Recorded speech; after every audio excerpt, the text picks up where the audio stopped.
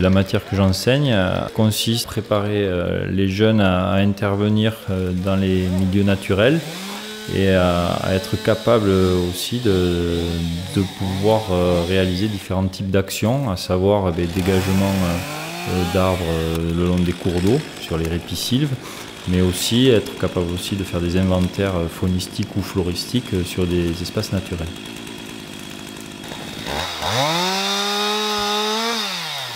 Donc la formation est dispensée avec une partie théorique en cours où on leur donne toutes les notions et la connaissance des techniques qu'ils peuvent ensuite appliquer sur le terrain. Et ensuite, une demi-journée par semaine, ils ont des travaux pratiques où on se rend sur site et on réalise divers chantiers en fonction de la saison, d'une part, et puis des activités ou des chantiers disponibles. Tu vas faire tomber le frêne. D'accord.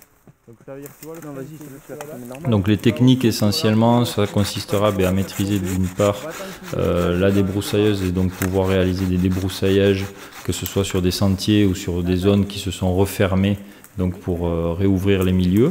Ou durant l'hiver notamment, on va mettre en œuvre la pratique d'abattage, où les apprenants seront amenés justement à utiliser une tronçonneuse et être capables de maîtriser du début jusqu'à la fin l'abattage d'un arbre et le bionnage bien évidemment.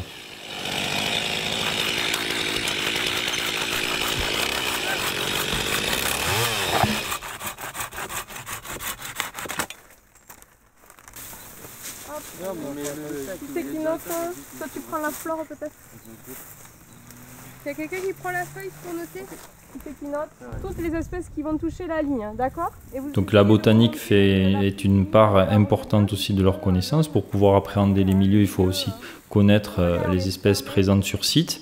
Du coup, effectivement, ils ont des cours de botanique en tout début de formation pour avoir une base et que l'on cultive et que l'on fait progresser durant les 3 années. Mais aussi sur la faune, en connaissance des espèces qui sont présentes dans les divers milieux. Donc ici, nous sommes plus particulièrement sur le Val d'Adour.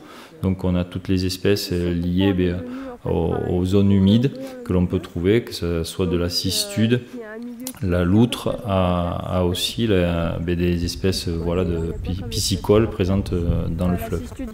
Il y a la cistude d'Europe, il y a la rousserolle. Enfin, il y en a pas mal comme ça, il y a le phragmite des joncs. Vous voyez, on passe d'une phragmite atypique à quelque chose où on a des arbres, des ronces, des cornouillers, donc un milieu beaucoup plus fermé.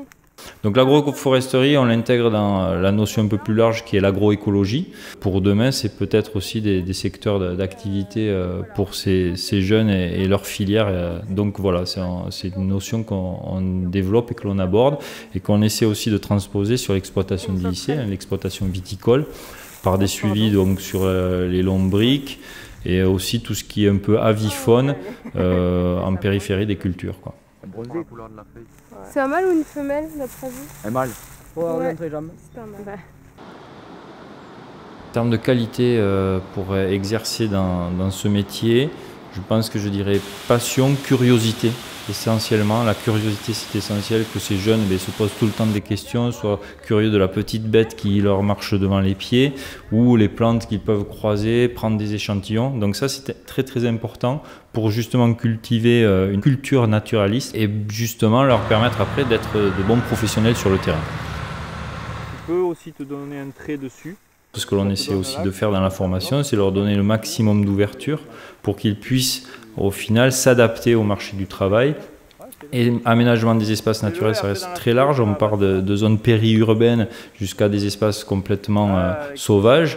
Et donc du coup, dans tous ces milieux-là, ils peuvent aussi arriver, pourquoi pas, travailler dans une ville et travailler sur la continuité écologique ou la trame verte et bleue au sein d'une agglomération.